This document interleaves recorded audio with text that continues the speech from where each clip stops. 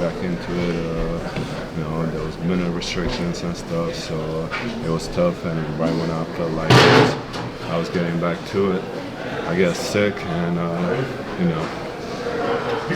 that took me down a little bit, but feeling better every game, feeling better on the court, getting my legs back, getting my conditioning back, and hopefully it's not gonna take too long, but gonna get it feel better. How big of a challenge was this game, given the fact that Y and PG weren't out there and they had the two big guys? When you lose your best players when they're not out there, it's always tough. Everyone got to do their part. Everyone got to step up, and I think that's what guys did tonight. I think everyone stepped up, and we fought all game. We had a lead for pretty much the first half, whole first half. Unfortunately, we lost the game, but there was some good stuff that we did, and every time we got James Harden out there, and that helps a lot. He leads the way. He puts us in the right spots. He organizes everything. So no matter who's on the floor, I feel like we got a chance. How would you assess the job you guys did on day? And you kind of got them off to a good start, and then this fourth quarter. That was our game plan was to kind of be in a drop, and our guards fight through the screen, and they did a good job with setting those picks and holding it. Brook Lopez set good picks. He was holding it, and our guys couldn't get over the top, and I was in a drop, and so he was getting open looks. So we adjusted to it. We were up to touch more, but at the end he had some tough ones. So that's it. How do you handle a quick turnaround like this?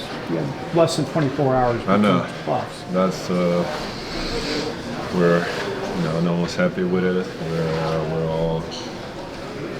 It is what it is at this point. It's been like this for years. We've been getting tough schedule for every season, but we can't make up excuses. We got a bunch of talented guys. We're young. I mean, tonight we're a little younger than usual, and when we go out there, there's no excuses. We got to compete. We got to do our best, and you got to forget about it.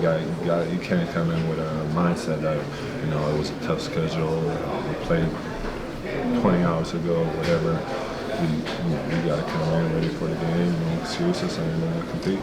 So I remember when you were talking about the Zion matchup, you talked about the way that you like the guard was kind of sitting back, taking that initial bump. Yeah. Are there any similarities between that and the Giannis matchup? Kind of, I think,